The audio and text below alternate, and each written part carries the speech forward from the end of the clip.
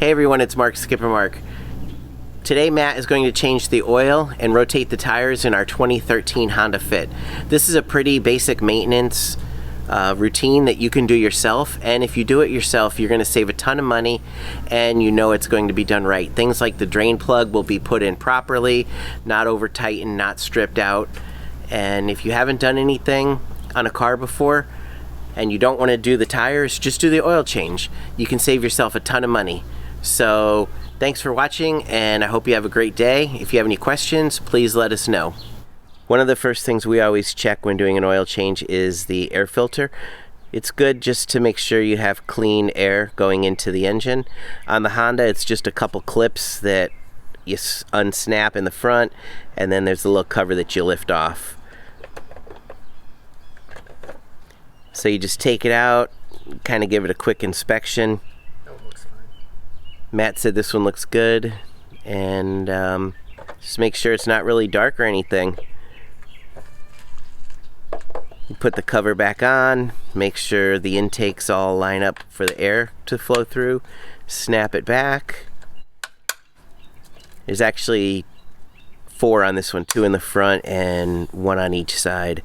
And that plug is for, what is that plug for? Mass airflow sensor. Mass airflow sensor. Mass airflow sensor. So the code that we got for this oil change is an A1, which is oil change and 4 tire rotation.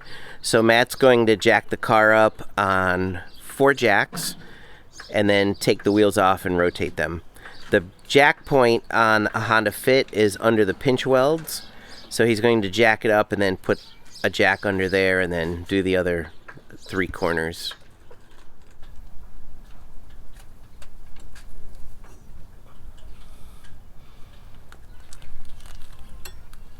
If your jacks have them, you want to put the safety pin in just to keep the jack stable. It's a secondary backup, and then a cotter pin on the right side holds it in place.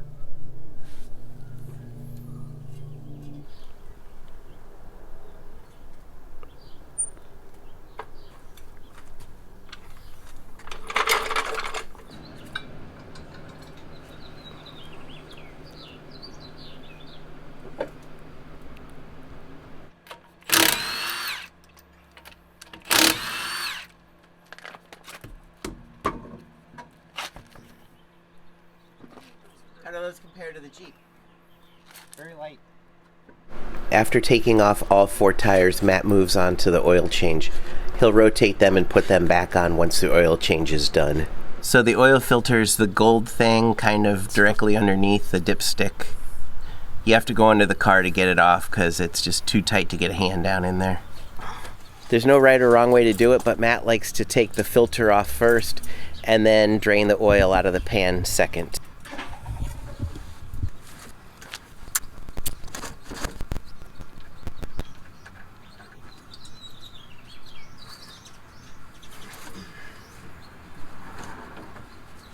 You just gotta make sure that the O-ring came off with the old filter, because if you have 2 on there, it won't be good. You put a little fresh oil on the new O-ring.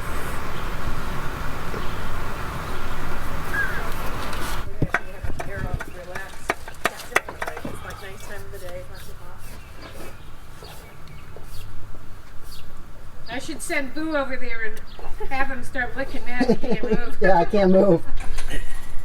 Thank you very much. You're welcome, dear.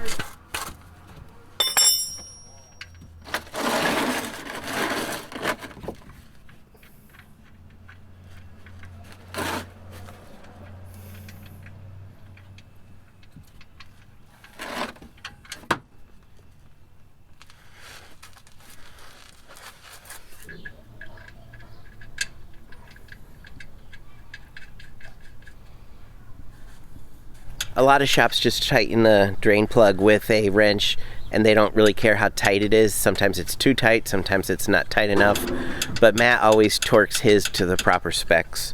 This is the oil filter that we use. It's a Wix 57356 that we picked up at O'Reilly's Auto Parts. Obviously, you would want to use whatever oil filter is recommended and required for your car. For this oil change, we're using Pennzoil Platinum Full Synthetic 0W20. Matt really doesn't have a favorite. He just uses what he thinks is the best, and right now he's liking Pennzoil. Our manual says when changing the filter and the oil together to use 3.8 quarts, which is the same as 3.6 liters of oil. If changing just the filter only, it says to use 3.6 quarts, which is the same as 3.4 liters of oil. But check your manual because your engine may be different and it may require different amounts than what ours does. What we do is we buy a 5-quart bottle and we save the extra quart that we get from it because it's much cheaper to buy it by bulk quantities of 5 rather than 1 quart.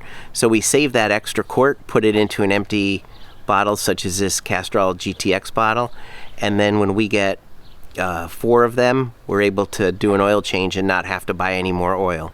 Because this is a front wheel drive and we're not rotating in the spare, we're going to take the front tires from the front and move them to the back, and then crisscross the rear tires and move them to the front.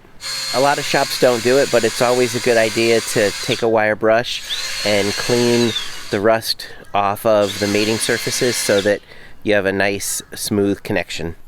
Matt hand tightens his lug nuts on and then uses his impact gun to put them on the rest of the way. He sets the setting at the second lowest it goes, so it's not even putting any real torque onto it. And then he uses a torque wrench to actually torque them to the proper factory specs.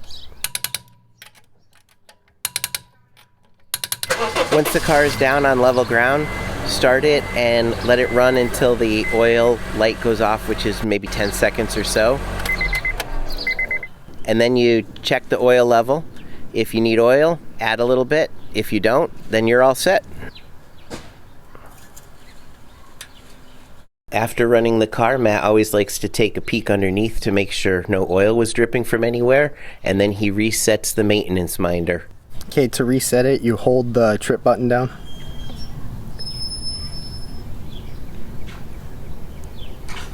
Then once it starts blinking, you let go and then hold it again. Now let go and then press it and hold it again.